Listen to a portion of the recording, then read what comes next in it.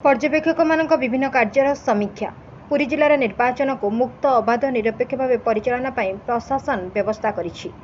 जिला निर्वाचन अधिकारी तथा जिलापाल सिद्धार्थ शंकर स्वाई जेपरी श्रृंखलित सुचारू रूपे निर्वाचन परिचालना हब और मतदान हार बढ़िबो सेतिपई समस्त अनुरोध करिसेंती। स्वीप कार्यक्रम माध्यम समस्त भोटर माने निजर सांविधानिक अधिकार साब्यस्त करबा सह गणतंत्र महापर्व निर्वाचन में सामिल होगाकू से निवेदन करिसेंती।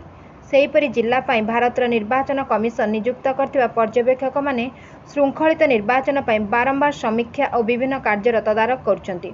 आज खर्च पर्यवेक्षक मदनपाल सिंह पिपिली चेकपोस्ट परिदर्शन करबा सह सेठारे नियोजित अधिकारी और कर्मचारी मानक सह आलोचना करथिले।